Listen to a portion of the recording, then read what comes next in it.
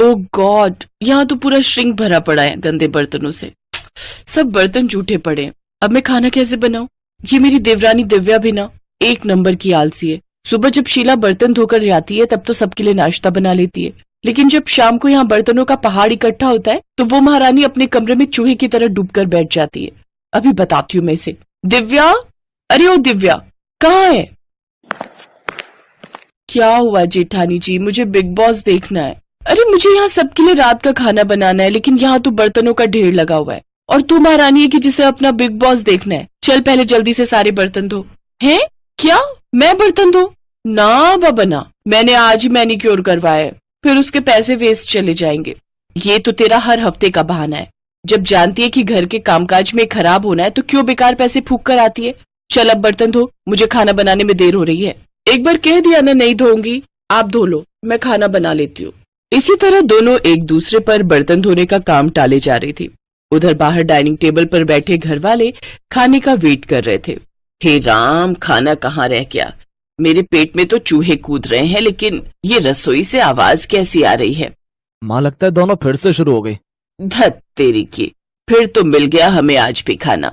अनुज बेटा ऐसा कर, तू बाहर से ही खाना मंगवा ले। एक दिन इन दोनों बिल्लियों की लड़ाई में भूख के मारे ही मैं परलोक न सिधार जाऊं। हाँ भी ऑर्डर कर देता हूँ माँ, वैसे भी हमारे पास और चारा भी क्या है। उधर दोनों अभी भी बहस ही किए जा रही थी। ठीक है, फिर नहीं धोने ना तुझे बर्तन, तो मैं अभी कोई खाना वाना नहीं बनाने वाली। रहो सब भूखे आज। अरे भूखे क्यों रहेंगे? कल रोहन जी ने खाना ऑर्डर किया था, आज अनुज भैया को बोलो, वो ऑर्डर कर देंगे। दोनों ये बोलने बाहर आती ही है कि तभी अनुज कहता है, कर दिया ऑर्डर। हम जानते हैं तुमसे खाना नहीं बनेगा। तुम दोनों से मिलकर खाना और बर्तन धोने तक का काम भी नहीं होता क्या? मुझे तो आप कुछ ना ही बोलो जेठ जी तो बेहतर रहेगा। मैंने सुबह का खाना और दोपहर का खाना बनाकर अपना काम पूरा कर लिया था। सिर्फ रोटियां सेकने को दोपहर का खाना बनाना नहीं कहते। हाँ, अब जो भी हो, काम तो हुआ था ना। बस करो, दोनों रिकॉर्डर की तरह शुरू होती हो तो बचती ही रहती हो। कुछ देर बाद डिलीवरी बॉय खाना ले आता है। सब चुपचाप उस खाने को खा लेते हैं। अगली रात दोनों में फिर से रात की रसोई का संग्राम छिड़ जाता है। तभी पड़ोस की कमला आंटी वहाँ आती है। ये ले रश्मि, आज अपनी बेटी के यहाँ गई थी। उसके बेटे का मुंडन था ना, तो वहीं भंडारा था। सोचा तुम्हारे लिए प्रसाद लेती चलूं। लो, तुम सब भी खा लेना।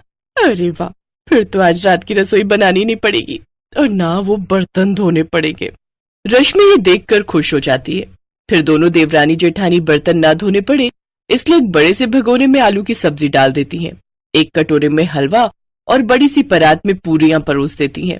फिर सबको उसी में एक साथ खाने को कहती हैं। तुम पागल हो गई हो क्या? सब इसमें एक साथ कैसे खाएंगे? चल तो दिव्या, जरा इन्हें खाकर तो दिखा। दोनों पूरियां तोड़कर सब्जी में डुबोती हैं, खाने लगती हैं। उन्हें ऐसा करते देख सबको उन पर गुस्सा तो आ रहा था, लेकिन वो खाने के अलावा उनके पास और कोई चारा नहीं था। वो रात तो जैसे तैसे कट गई, लेकिन अगली शाम फिर वही कहानी छिड़ गई। देख, कल तो कमला आंटी भंडारा दे गई थी, लेकिन आज तो तुझे बर्तन धोने ही पड़ेंगे। क्या दीदी, मैं बहुत थक गई हूँ, आज रहने देते हैं। मैं उनसे कहकर बाहर से ही खाना मंगवा लेती हूँ। ये सुनकर रोहन गुस्से में आ जाता है।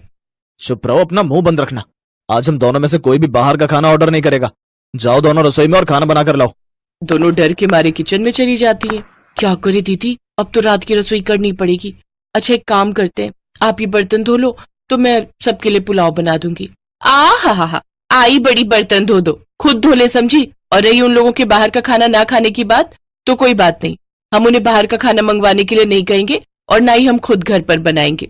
मैं कुछ समझी नहीं, अभी बताती हूँ। रश्मि डब्बे समेत नमकीन, मुरमुरा और बिस्कुट लेकर घर वालों के सामने रख देती है। ये रहा आप लोगों का आज का खाना। इन दोनों का बस चलेगा ना तो हमें रोज मंदिर के बाहर लंगर में बैठकर ही रात का खाना खाना पड़ेगा। इनके रहते तो हमें रात की रसोई नसीब ही नहीं होगी। बस बस बहुत हुआ, आज तो हम जैसे तैसे ये खा लेते हैं, लेकिन अगर कल से खाना नहीं मिला तो फिर तुम लोगों की खैर नहीं। जी ठीक है, लेकिन उनके पास इसका भी जुगाड़ था। अगले दिन दिव्या बाजार से जाकर कुछ डिस्पोजेबल प्लेट्स ले आती है।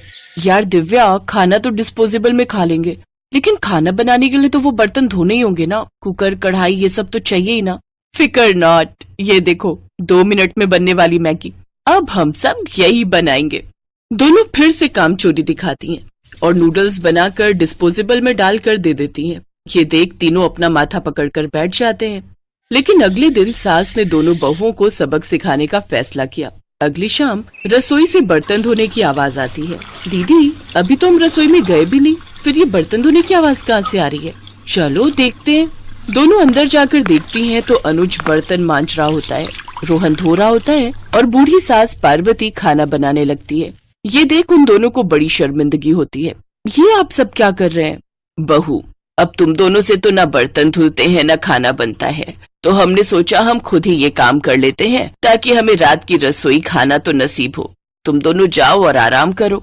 नहीं माँ जी, हमें माफ कर दी, हमारी रहते आपको ये सब काम करना पड़ रहा है। हाँ माँ जी, हमसे भूल हो गई, हमें अपनी गलती का एहसास हो चुका है। अब से आपको कभी शिकायत का मौका नहीं देंगे।